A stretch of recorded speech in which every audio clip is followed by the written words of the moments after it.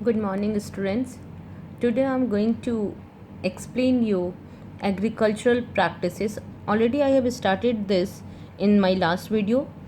In my last video I have explained two agricultural practices out of 7 which are given in your textbook. The 7 agricultural practices are preparation of soil, sowing of seeds, adding manure and fertilizers, irrigation, protecting from weeds, harvesting and storage. These all 7 practices are done in crop production and its management. So in my last video I have explained preparation of soil and sowing of seeds. I hope you would have understood that. Now today I'm going to explain in this video about adding manure and fertilization, irrigation, and might be protecting from weeds. 3-4 practices I will include in this video. So first I'm going to explain about manure and fertilizers, adding manure and fertilizers. Why do we need, first thing is, why do we need manure and fertilizers? See, because of continuous growing of crops, our soil becomes nutrients less or lacking nutrients. All the plants need nutrients along with water and sunlight. I have already explained this, that plant needs approximately 13 nutrients, some in larger amount, some in smaller amount. So when we grow the plants, when we grow the crops continuously on the same field, the field becomes nutrients less, or it is lack of nutrients. So to replenish the soil with the nutrients, some manure and fertilizers are added. Actually, manure is a, what is manure? Manure is an organic substance which is obtained from the decomposition of plant and animal waste. See, when the farmer do farming, along with the grains they get some waste product also. So they, what they do, this waste product, they just dump all this product in a pit which is on a open space. So they just dump this waste. They generally farmers have their animals also, they do animal husbandry also along with them, cattle, some they keep some cattle, ox or cow, etc. So they also put the animal waste, cattle dung, etc. in that pit. After a long period of time, all this waste gets decomposed with the help of microorganism, and it becomes a very good rich source of nutrients which are very beneficial for the growth of plants. So this decomposed matter, this is decomposed by the microorganism. This decomposed matter is used as an organic matter. So basically manure is organic matter. Why do we call it organic? Because we get it either from plant or from animals. So or generally when we continuously sometimes other than adding manure, fields are left uncultivated so that the soil replenishes the field by itself. Fertilizers. What are fertilizers? Fertilizers are inorganic substance. Inorganic substance means chemical substance. These are chemical substance which are rich in a particular nutrients. See, basic difference between manure and fertilizers is manure contains all the nutrients in small amounts, but fertilizers contain specific nutrients in large amount. Suppose the fertilizers, we say fertilizers, some examples of fertilizers we can give like phosphorus, nitrogen, potash, superphosphate, ammonium sulfate, urea. These are common fertilizers which our farmer use in their field. These fertilizers are produced, these are inorganic substance. First thing,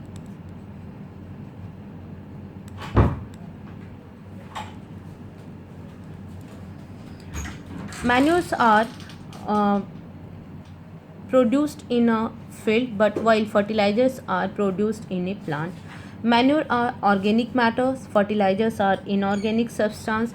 Manure contains all the nutrients in a small amount, but fertilizers contains specific nutrients in large amount. These are the basic difference. Sometimes the difference between fertilizer and manure comes in the exam.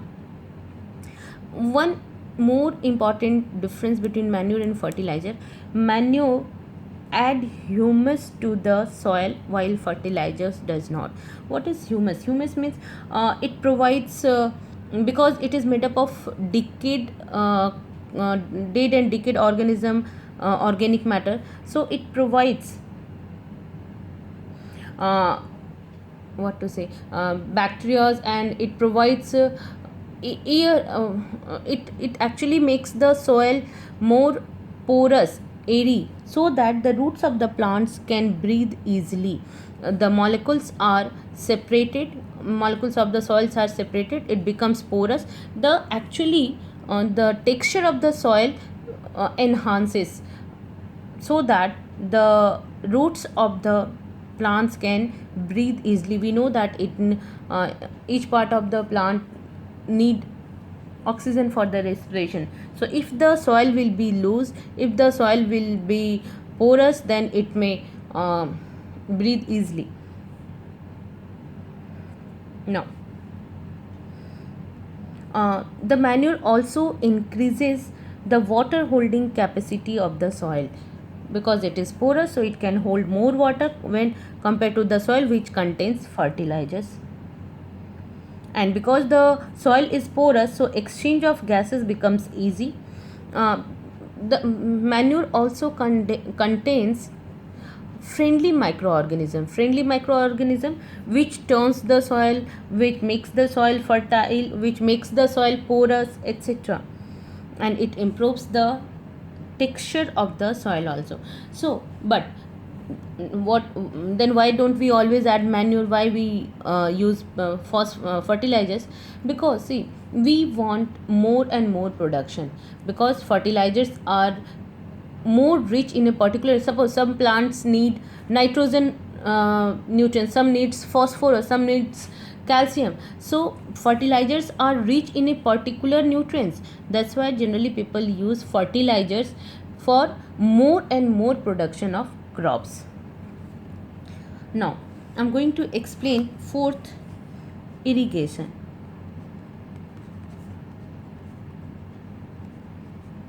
Irrigation is one of the important agriculture practices. Irrigation means supply of water to the plants. We know all the plants need water, because all the nutrients present in the soil are absorbed by the plant in the soluble form. वो solid form में absorb नहीं कर सकते plant. So these nutrients are first dissolved in water, and then the plants are able to absorb this nutrients. So irrigation is important because plants take nutrients which are dissolved in water through their root hair. Along with this water, when we irrigate the plant, along with the water, all the minerals, fertilizers, manures are also absorbed by the plants. Plants mostly contain 90% of water. Generally we say in human being, our body contains 70% of water, but in plants approximately 90% is water.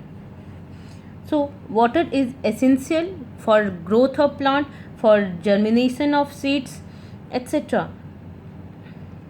Now, how do we irrigate the plants? It depends upon the nature of the crop, it depends upon the nature of the season. In rainy season we do not irrigate, we do not need to irrigate much, we do not need to supply much water, because rain compensate the requirement of the plants. But in summer season or other season we need to irrigate the plants more. Similarly, some plants need more water, some plants need less water, so those plants who need more water, we need to supply water more. Also, to maintain the moisture of the soil, we need water. The moist soil is good for production of healthy crops. So we can say The supply of water at regular interval of time. It's not like that every day you have to give water. There should be regular interval of water. So supply of water at regular interval of time to crops is known as irrigation. This time and frequency of irrigation depends from crop to crop. As I said, some crop need more water, some crop need less water. From soil to soil, if the soil is already moist, then we need less water. If the soil is more dry, then we need more water. And season to season, as I said, in rainy season it needs less, and in summer season it needs more. Now, what are sources of irrigation? Sources of irrigation are generally wells, tube wells, pond, lakes, rivers, dams, canals, etc. So in this video I'm going to explain some traditional method of irrigation and some modern method of irrigation. In traditional method of irrigation,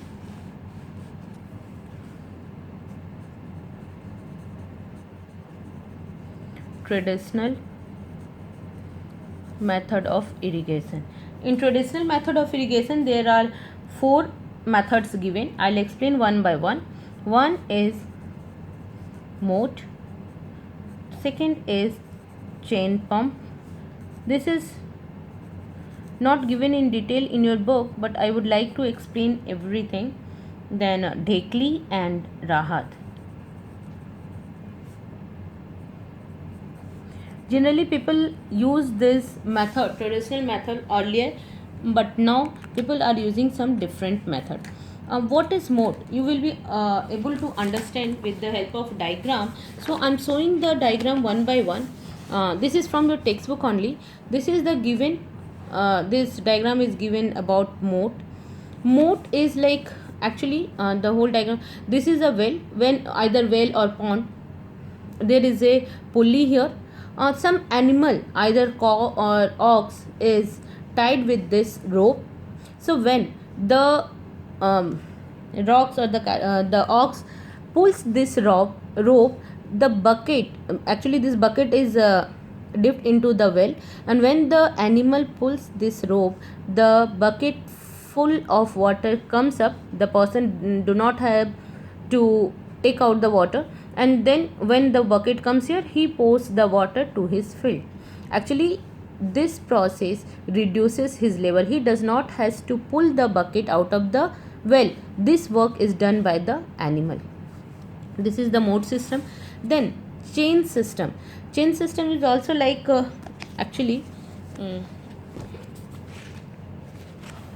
this way I will explain. This is chain system. Again, in this picture half of the diagram is shown.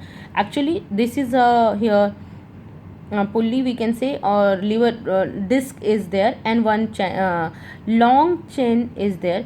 On other side, that is near the source of water, it may be lake or it may be pond or it may be well, another 3-4, it's like this, and other buckets are here, and these buckets rotate on this disc. This bucket takes the water from the water bodies, and one by one this bucket comes here with the chain, and then here the water drops on this path, and through here it goes to the field. So here this is the water body, suppose, and various buckets are fitted here. One by one this bucket lift up the water from the water bodies, and then it goes to here with the help of chain, and here the bucket emptied its water, and the water finally reaches to the field. This occurs in chain pump. Then here is Dhekli. Dhekli is again to pull the water from the well and to pour in the field. So what farmer does, this is actually beam, log of wood. This is another long beam of wood, and there is heavy stone which is tied at one end of the beam. On the other end, a bucket is tied here. So actually to pull down we need less pressure towards the gravity, and against the gravity we need more power. So the farmer pulls this rope down towards the gravity. He has to apply less power, and then he slowly lift this rope, and because of this heavy load, the beam comes, this portion comes up and this comes down, and the water comes up automatically, and then he pours this water to his field. Then another method is rahat.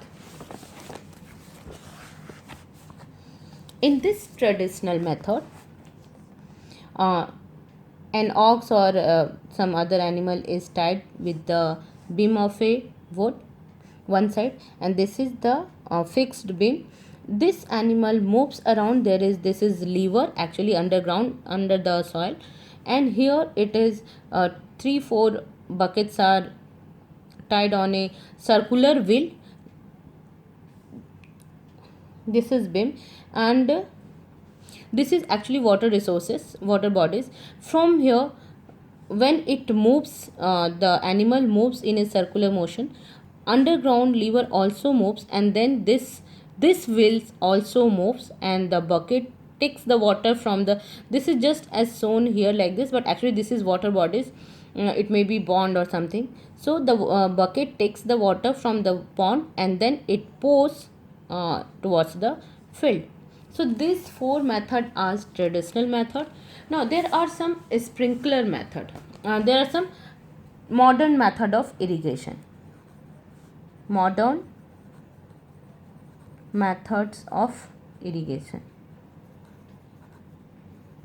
In this book we are going to discuss, actually there are many more modern method like using pump, using canal, etc. But here two methods are given regarding the modern method.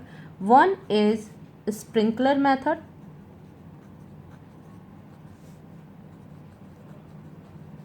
and the other one is drip system or drip method.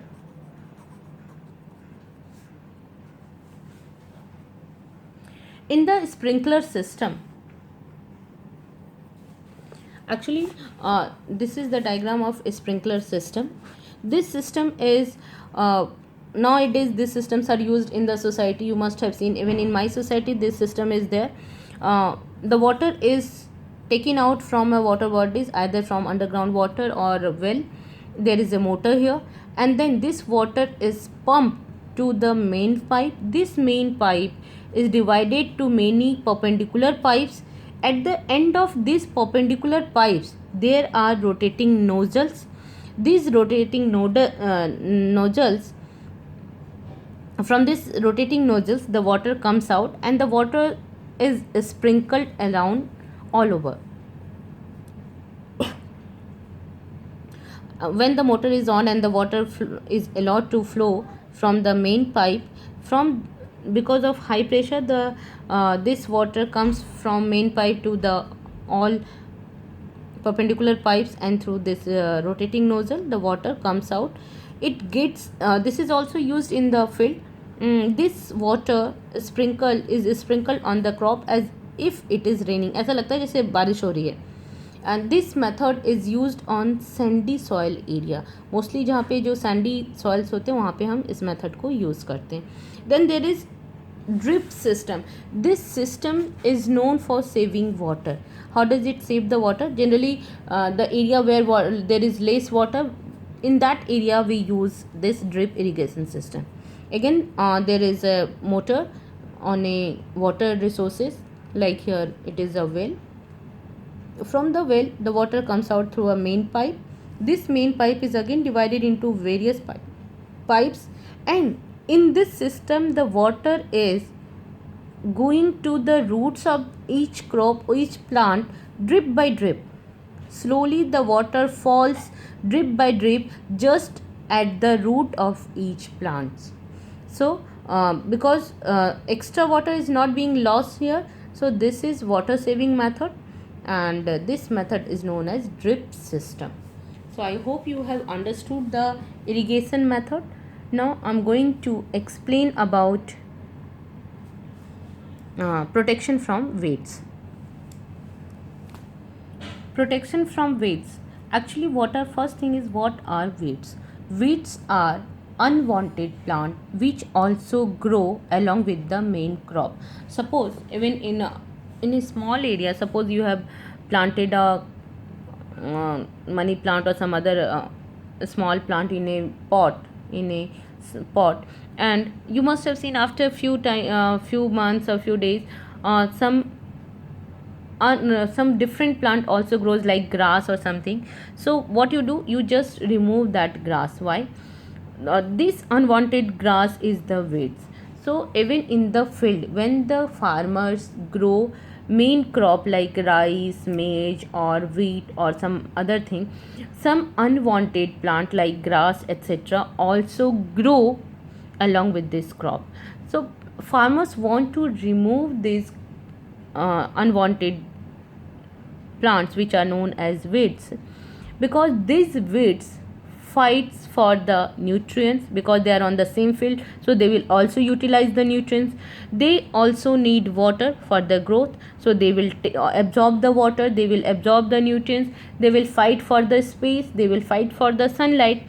But this is just wastage of, because farmers are adding manure, fertilizers, they are irrigating their crops. So farmers, they do not want to waste these all materials on the weeds, so the removal of weeds is also required. So what they do to remove the weeds, generally first thing,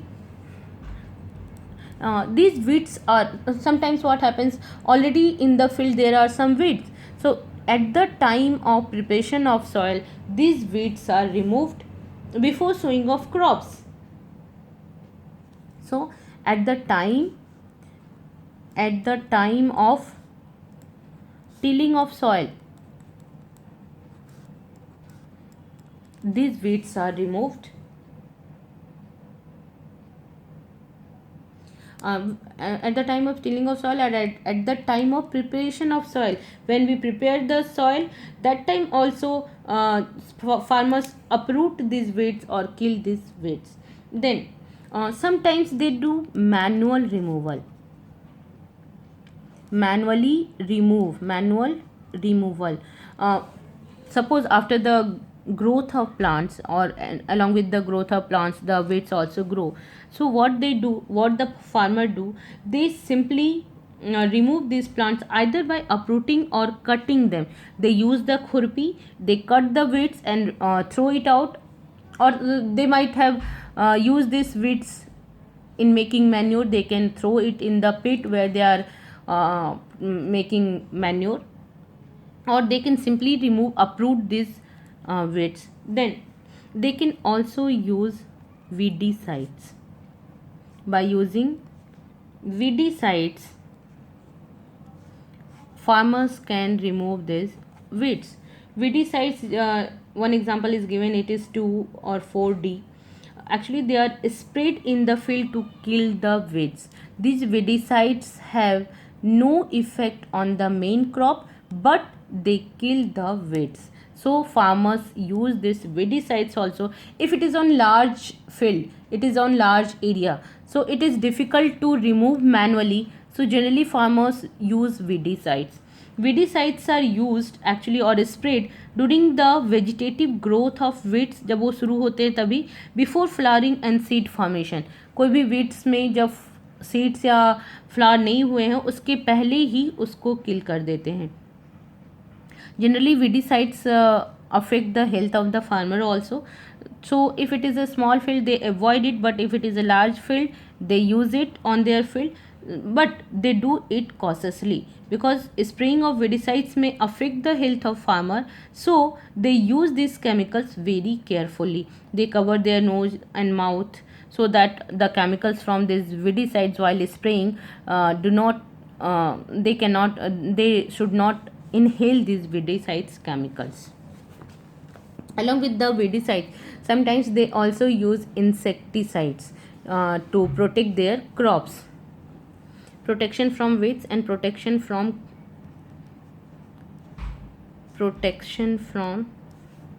insects also.